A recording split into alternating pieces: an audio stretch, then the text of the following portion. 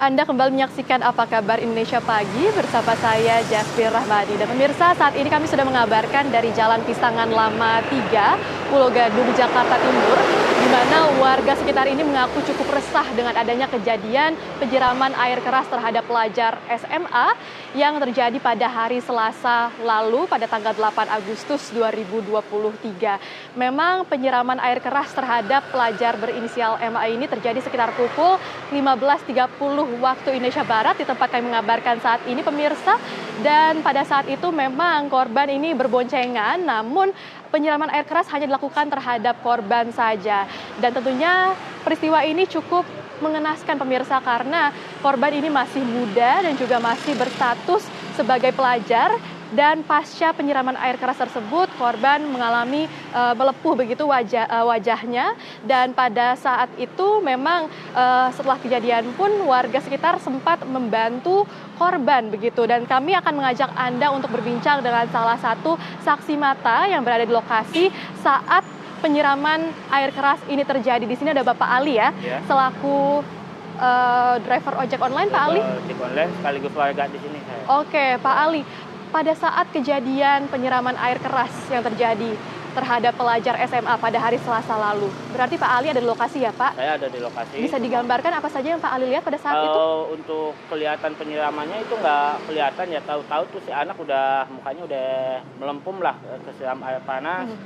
Saya coba deketin, tanya anaknya ya disiram air panas, saya coba hubungi keluarganya supaya datang, keluarganya mengetahui lah. Akhirnya si anak dibawa ke klinik Melati dulu. Dari klinik Melati nggak bisa dibawa ke RSUD Matraman. Dari RSUD Matraman dibawa dirujuk ke lagi Cipto. ke Ya, RSCM. lagi ke Cipto. Pak Ali, saat kejadian tersebut, pertolongan pertama dari warga sekitar seperti apa sih, Pak?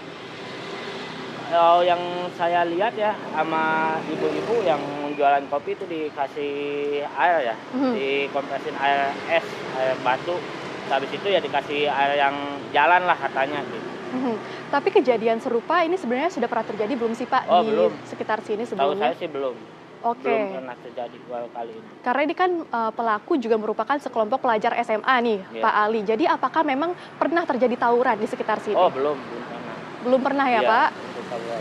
Oke, Pak, pasca terjadinya penyiraman air keras ini, bagaimana sih reaksi warga sekitar? Khawatir nggak sih, Pak, dengan adanya kejadian ini? Ya khawatir lah, namanya kita juga punya anak sekolah, takutnya tertimpa ke anak kita gitu.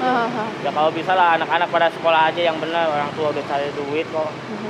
Ada kekhawatiran menjadi korban selanjutnya nggak sih, Pak? Ada, sangat.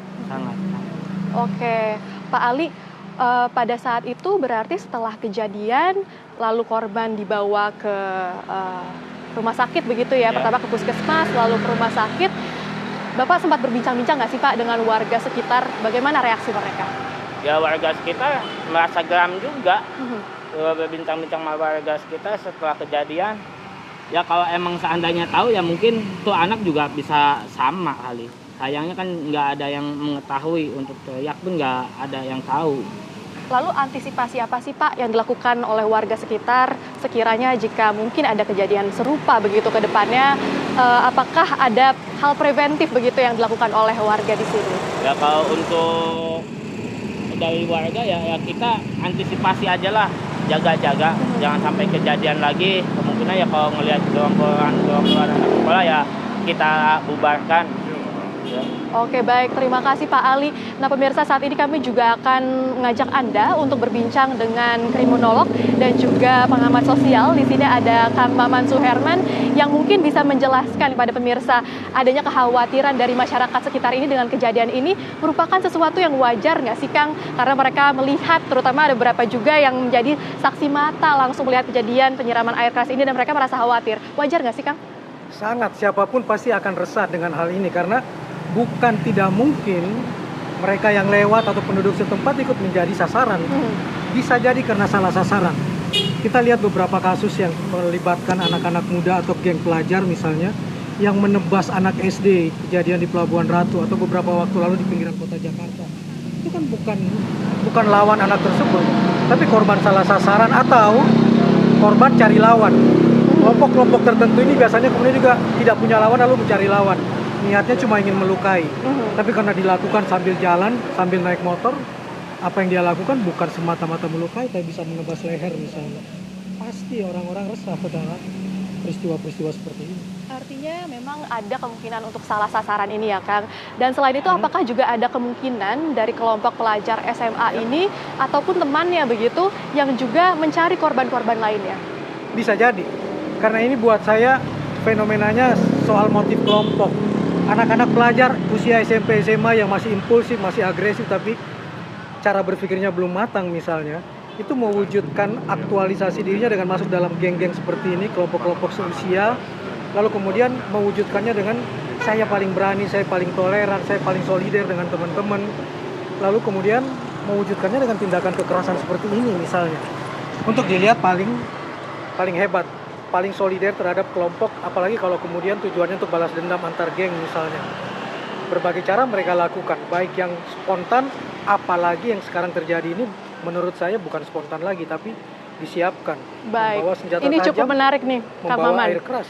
Tidak spontan namun sesuatu yang dipersiapkan begitu ya. Betul. Karena terlihat membawa air keras ini tentunya juga sudah dipersiapkan beberapa hari atau beberapa waktu sebelumnya. Baik, ini menarik sekali pemirsa, namun mungkin kita akan melanjutkan perbincangan kita usai jeda. Tetaplah bersama kami di Apa Kabar Indonesia Pagi.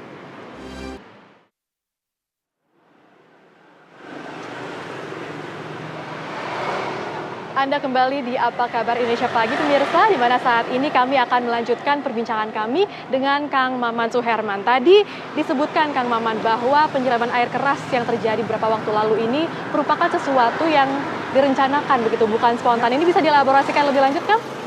Ada motif komunal di dalamnya, ini yang saya selalu tekankan, bagaimana geng motor, anak sebaya, geng pelajar misalnya, berkumpul bersama untuk membuktikan eksistensi kelompoknya. Mereka menyiapkan segala hal untuk supaya terlihat, supaya benderanya, bendera kelompoknya tinggi terlihat oleh orang-orang. Apa yang mereka lakukan? Banyak hal, diantaranya melakukan kekerasan seperti ini bisa jadi karena dua hal. Sengaja cari lawan, sengaja cari musuh.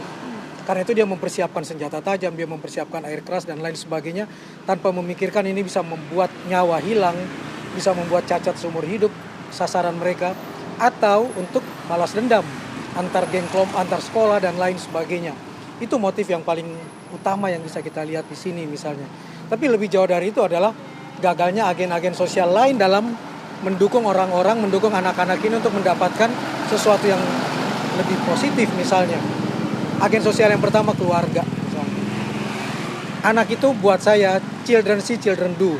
Apa yang dia lihat itu yang dia kerjakan, dia mencontoh. Kalau di dalam rumahnya kekerasan dianggap sebagai solusi, kekerasan dianggap sebagai sesuatu yang biasa sehari-hari, mereka pun bisa mencontoh hal itu misalnya. Mungkin kita bisa sambil jalan nih.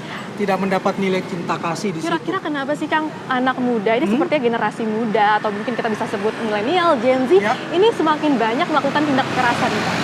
Saya cuma melihat tidak semata-mata kesalahan di sana, tapi saya tadi lihat mangkirnya sejumlah agen sosial untuk ikut mendukung anak-anak ini melakukan hal-hal yang positif.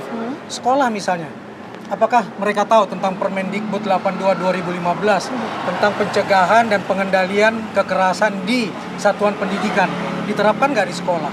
Ketika anak-anak siswanya melakukan tawuran misalnya, pernah nggak berhubungan dengan sekolah lain untuk kemudian duduk bersama mencari jalan keluar, mencari akar permasalahan? Tidak pernah dilakukan hal seperti itu. Lingkungan, Babin Kamtibmas kita, apakah pernah datang ke sekolah untuk mensosialisasikan tentang bagaimana supaya tidak terjadi kekerasan dan mau mendengar anak-anak sosialisasi seperti ini sangat penting ya kan? Itu penting, bahkan saya ingin tanya aja, apakah guru-guru atau sekolah-sekolah tahu ada Permendikbud 82 2015 tentang pencegahan kekerasan di satuan pendidikan? Bahkan sosialisasi terkait Permendikbud tersebut juga masih kurang begitu ya? Itu dia. Nah, jadi bukan cuma salah mereka menurut saya, ada kesalahan agen sosial di sekelilingnya. Pemirsa, yang cukup menarik juga, di sini kami sudah melihat nih ada salah satu warga yang mungkin dapat kami coba tanya-tanya, kami wawancara, apakah warga sekitar ini cukup khawatir, cukup terdampak dengan adanya penyiraman air keras yang terjadi beberapa waktu lalu. Ini dengan Pak siapa, Pak? Saya Pak Daniel. Pak Daniel. Pak Daniel tahu nggak sih dengan kejadian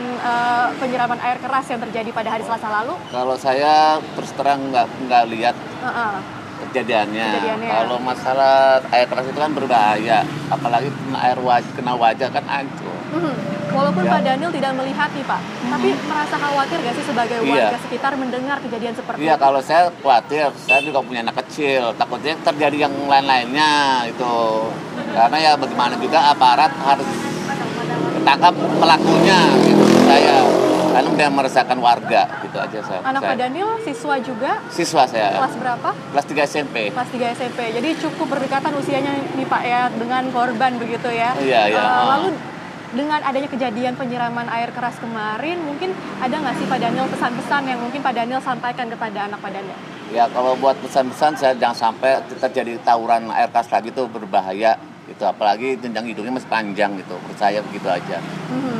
Dan selain itu ada nggak sih Pak Daniel hal antisipatif yang dilakukan nih sebagai warga sekitar oleh Pak Daniel terkait adanya kejadian ini nih Pak? Mungkin agar lebih aman atau mungkin kedepannya agar bisa lebih antisipatif dengan adanya kejadian seperti ini. Kalau saya bagi saya minta aman aja lah saya. Jangan terjadi yang seperti ini lagi dah. Gitu aja kalau saya minta aman aja.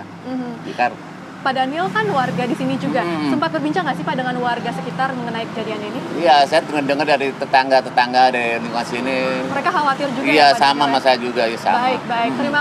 Terima kasih Pak Daniel. Iya. Nah pemirsa, ini kan tadi kita juga sudah mendengar tanggapan dari warga sekitar yang mengaku khawatir begitu ya Kang.